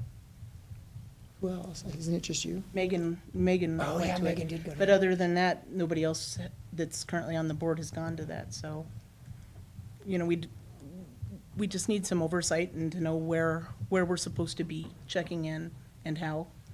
And if that is in the ordinances, then that makes the next person or the next board that much more efficient. And that would be awesome. And I think the board, and I'd be happy to guide you through this, I think the board needs to, I know you meet an hour a month, right? Maybe we need to try to get them to commit to maybe a 2 or 3 hour meeting just to talk about what they want to be. Like it's a strategic planning session. Where does the board want to go? What are your priorities? Well, and we have to know the city side too. What does the Correct. city need? Sure. Because, Sure. I think that might be beneficial to your group as well, And your state regulations, you said you've got to do certain things. we have You've got to meet SHPO. Yeah. If you guys So- want, if the city still wants a CLG status, and I don't know, I can't speak for city council. I don't know if the CLG status is important in our town or not anymore. You have to have that in order to spend the money, right? No, our LB 840 money will still be, that's voted in by the voters. Right, But for them to be an entity, They have to have that Okay. status, yeah. and I would defer to Kendra. I think the amount of work that you guys do and just sitting in the first meeting today, you're helping a lot of these downtown businesses start up, even though it may just not be, windows and doors, but you're saving them a lot of money. You're doing a lot of legwork. So I think it's important that we continue this, to have that in place, especially while we're still getting that money for that, so I think the facade and signage programs are great. definitely They do a beneficial. great job So, of managing that. so not, I think, going away from it, I think would be a mistake. And the new billboard looks great, by the way, so, Which one? the one kind of, that you guys did out on Okay. the link. Brandy did a lot of work. Yeah, that'll. Poor Brandy. I thought it was really good She's price. she's I gonna had be a really like good the price, billboard actually. queen now. She knows more about billboards than I think she ever thought she would, being economic. No, I think a restructuring with a plan of what you guys want, what you have to have, and What we what, need. and what the city needs to provide. Right.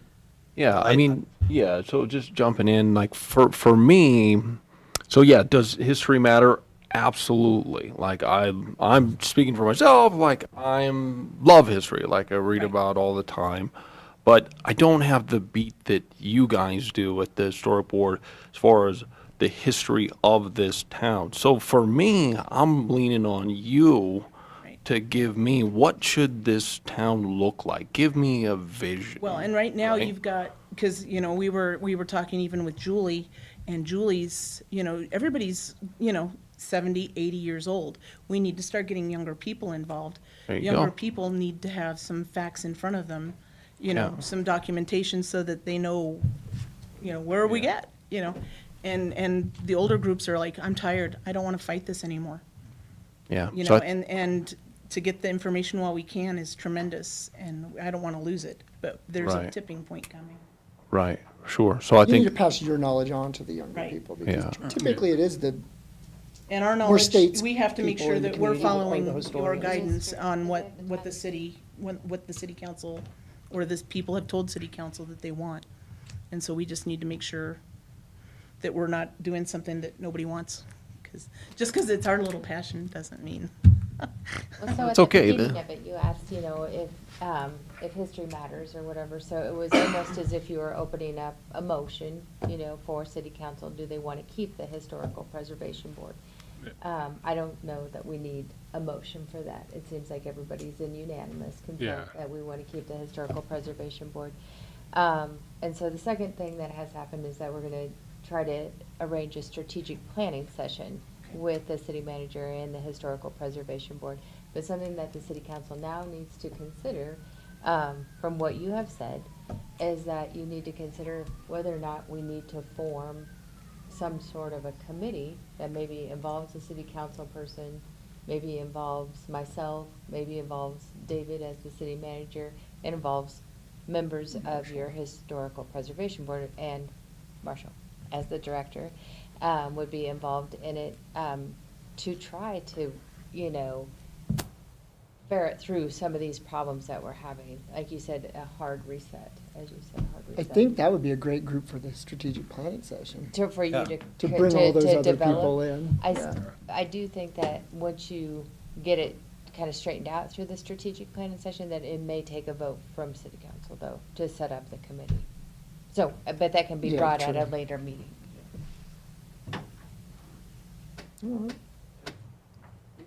So, Vicky. Sure. yeah, thank you, Vicki. Thanks. Yeah, thank you. Well, I will make sure I try and pass that along to everybody, because it takes a huge village to really love the village.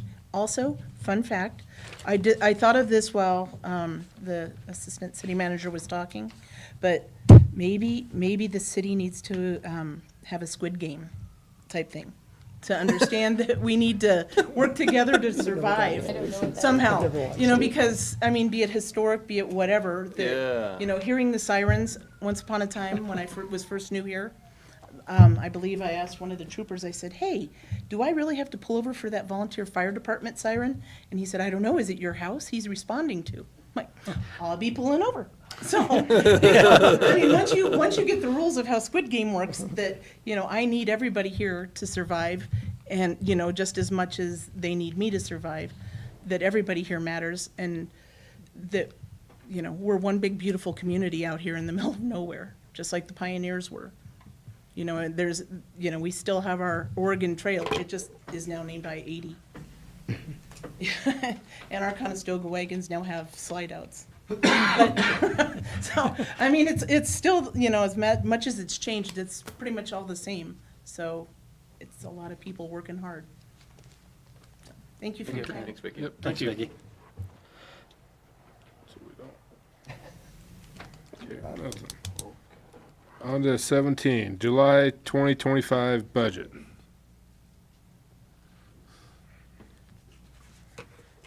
Good evening, council. City Finance Director Kagan Carwin. Going to jump right into it here. General fund revenue breakdown obviously was a tough month in July.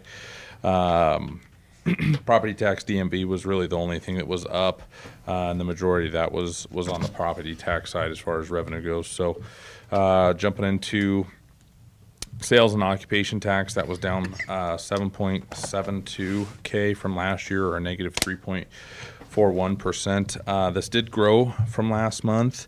Again, it's something that we're going to continue to track, but right now we're on target for that budgeted amount. So that's a good sign. That we're able to, you know, continue to track that. This will be one of the largest months we have coming up for the month of August. So seeing those comparable numbers will be interesting. I would anticipate that, you know, just with where we tracked, that number will be down to last year, considering that's been the current trend so far this year. So fees for service down 7.26K from last year, or a negative 6.27%. The positive of this negative is that golf and cemetery kept this to a minimal loss. So they've had some good months. The pool also, even though the pool was negative year over year, there's some positives in there as well that I'll get to. State, federal, county, down 42.3K from last year, or negative 46.5%. This is just a reimbursement that we get for transportation. Last year we received 2. This year we received 1. They're pretty well caught up from our side on the transportation reimbursement. So the days of probably getting 2 reimbursements in 1 month is probably fairly minimal right now. So franchise admin fees down 201.1K from last year, or 91.8% down. This is just a admin fee timing issue. We'll write that check here this month. So the difference there will equate on the year to dates. And then in the other section, we're down 5.3 from last year, or a negative 47. This is an insurance dividend line item. Last year we received a dividend for our insurance. We had kind of overpaid into that portion, which they granted us back, that we were able to, you know, obviously apply to future years and so on and so forth, which is, you know, common practice there on that insurance side. But as far as the year-to-date numbers go, everything's looking, you know, accordingly flat to positives. So I don't really have any concerns with where we sit year-to-date. We've obviously increased over last year, so that's a good sign. Jumping into the revenues over expenditures for all the departments, general fund was a negative $348,179.09. Street department at a negative $53,865.99. Electric department at a negative $172,695.26. And then we finally get to the positive side here. Water up $104,486.98. Sewer up $15,806.47, and landfill up $39,71.17. And then obviously the year-to-date side of things look a lot better, with the general fund being positive $718,000, street $469,000, electric with the electrical, the generation project that we've done, obviously taking the hit there again, that we spoke about here over the past few months. At a negative 1.4 million, which was a budgeted planned item that we used out of the reserves for that generation project. So water at a positive 125,000, sewer 72,000, and landfill, even with their equipment purchase, has, you know, brought themselves to the positive side as well at a positive 75,000. When we look at July for the golf course, year over year, we're up almost $2,500, and then the aquatic side, we were down $323. But that down, the majority of it was equipment rental. So that would be like renting the facility itself, or any of the floaties, toys, so on and so forth at the pool. But we did see an increase in the season pass portion, as well as the daily passes there for the month of July.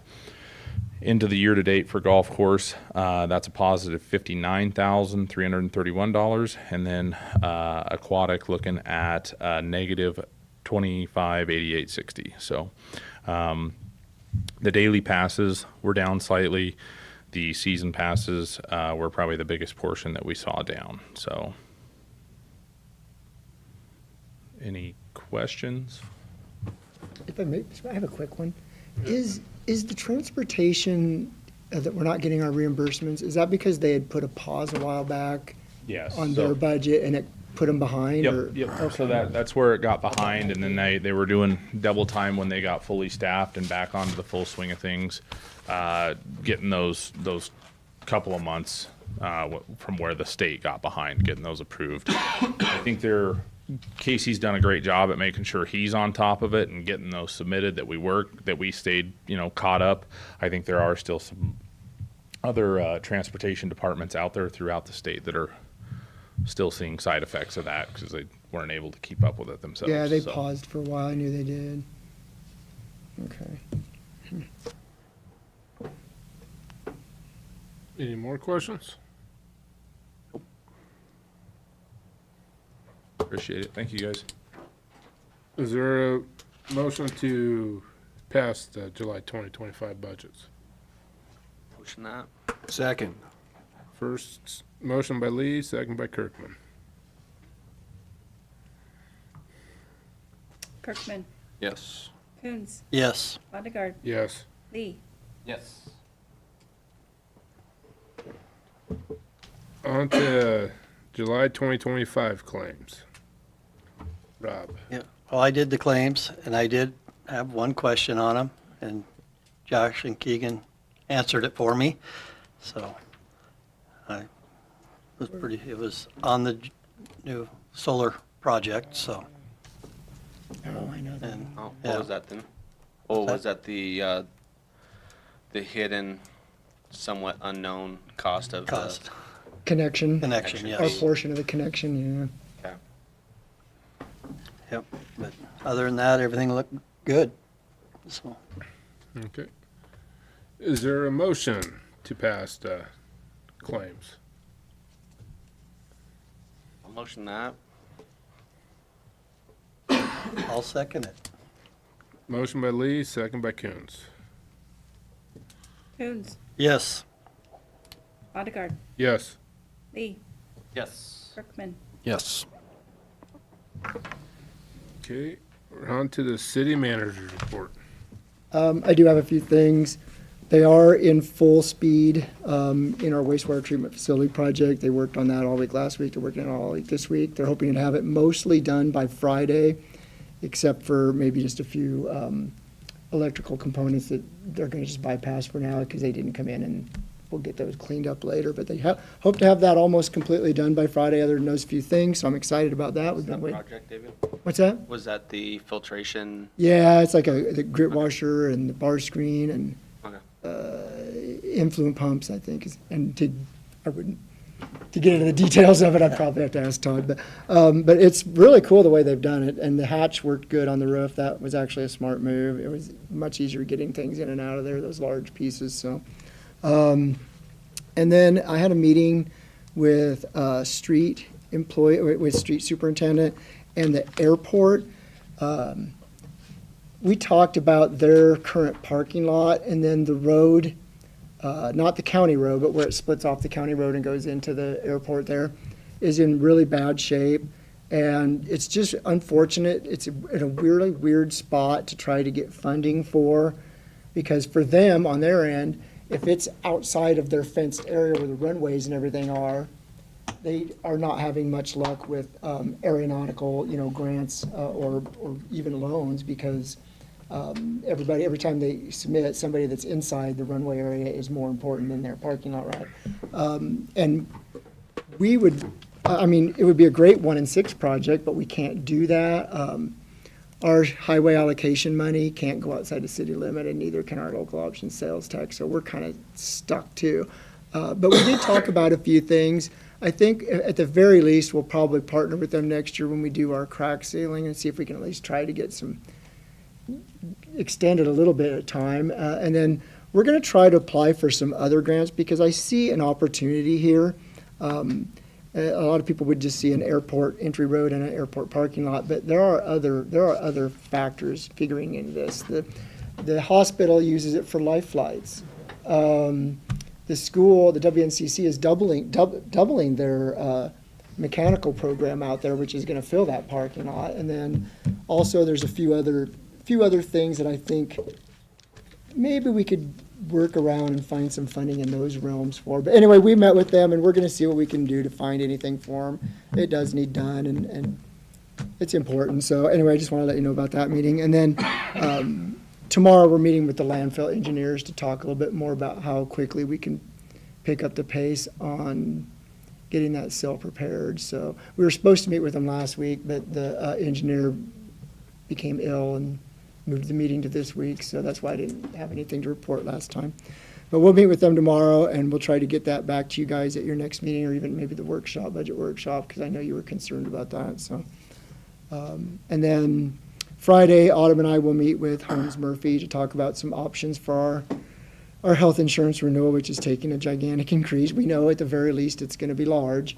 We're hoping for just large and not gigantic, but we'll be meeting with them Friday, so we'll have some more information then too at your next, or hopefully we will, at your next budget workshop to kind of maybe at least get that pinned a little closer to where that's going to wind up at. And then while we're talking about that, just a reminder that the budget workshop is August 21st at noon here, so just a quick reminder of that Thursday? one. Thursday? Thursday, yep, Thursday, August 21st, here at noon. I was thinking Friday. So that's all I had.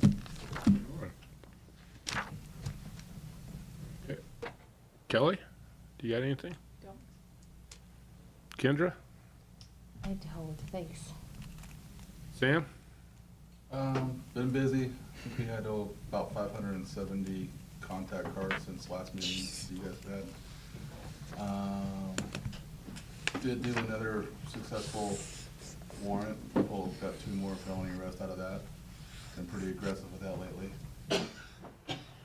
For fun, if anybody's not busy on Saturday, we're doing the guns versus hoses. Cops will probably win, just in case anybody's wondering. What time does that start? Starts at 5 o'clock. That's not what the fire chief says. Banquet. He doesn't know much. You can tell him I said that too. But all the proceeds go to Night of Hope charity. And then the last thing I have is schools are starting back up in Sydney, so the PD will be enforcing it pretty hard. To kind of, not to disrupt traffic, but to kind of maybe start getting everything settled in to where it's safer for the kids that are a lot more on bikes and walking now. So we're gonna try real hard to get everything set the tone early. So that's all I got. Marshall? For right now. Tom? Kagan? 42 views tonight, and 14 of them are still with us, so Not bad. good night. Josh? I have nothing more. Autumn? Jeremy? Downtown Sounds this weekend, a reminder there. Another great job, Sam, putting them, busting them bad boys up. I want to point out something. I messaged Sam about this the other day, and I wanted to quote what he said. I told him that, the community appreciates what he's doing, and all he had to say was, all the credit goes to my guys. They're working hard, and I'm very proud of them. And I think that shows that you're a great leader, because that's what leaders say, and it shows that we have the right people in there, so we appreciate that. Also, we had the showing at the park, and a real little thing here, because I know if I try to say it without reading it, I'd probably tear up, but, so it says, I'd like to take a moment to express my heartfelt gratitude to the Shoning family. It shows that life indeed is precious and should be cherished. Their memorial for Kays is a meaningful gift to our community, demonstrating their appreciation from our community. As a community, we actually owe them for the thanks for sharing this beautiful tribute to us, with us. I'd also like to thank the efforts of Maddie and Allie for helping them with it, and of course Chase with the parks on helping that and getting that going for them. So that's all I got.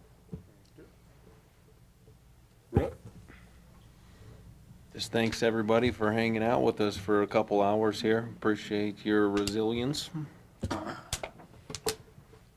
Rob? As he said, you got Downtown Sounds this weekend. You also got the Turkey Federation banquet going this weekend too. So get out there and support it all. Yeah, thank everybody for coming. Yeah, the Night of Hope, that was a great event Friday night. It looked pretty busy, and I don't know how much money they end up raising, but I don't either. They had some really good raffles though. Yeah. Night of Hope, yep, just get out and, can't stay here, but are we going to close session or no? I advise against it this evening. Okay, so no closed session, so